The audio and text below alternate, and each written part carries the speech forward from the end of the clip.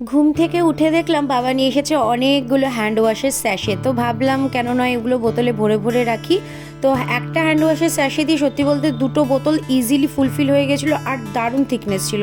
তো ভালো করে জল দিয়ে এগুলোকে মিক্সড করে করে আমি রাখছিলাম। একটা রান্নাঘরে রাখলাম আর একটা বাইরে রাখলাম, যেটা ইউজুয়ালি আমরা এসে হাত পাত মুখ ধোয়ার জন্য যে বোতলটা ইউজ করি। তো করতে করতে ভাবলাম যে সিঙ্কটা অনেকটা নোংরা হয়ে গেছে, পরিষ্কার করে রাখি। আমার মতন বাড়িতে কে কে রয়েছে যাদের অনেক কাজ করার পরও বাড়িতে রোজ শুনতে হয় যে আমরা নাকি একটাও কাজ করি না। এরপর বাবার হাতে হাতে আমি জলগুলো ভরে দিচ্ছিলাম। আমাদের বাড়ির ট্যাঙ্কি থেকে জল আসে, ওই জলটাই আমরা খাই, আর জলটা খুব পরিষ্কার থাকে, যেটা নিচ দিয়ে ওঠে। ওগুলো রান্নাঘরে সাজিয়ে রেখে বাবার সাথে মিষ্টি খেতে খেতে করলাম গল্প। বাসনগুলো সব রেখে টেকে দিয়েই আমি বাড়ি থেকে বেরিয়ে সোজা এসেছিলাম সঞ্জয়ের বাড়িতে। এই যে আমি, আর এই যে আমাদের সঞ্জয় দাদা। তো আমাদের বাড়ির লক্ষ্মীও দিচ্ছিল এখন সন্ধ্যা, আর এই যে আমি হয়ে গেছি এখন রেডি। বেরিয়ে গেছিলাম, একটা এখানে মেলা হচ্ছিল পৌষকালী পুজোর। বাড়িতে এসে দেখি একটা পার্সেল এসেছে।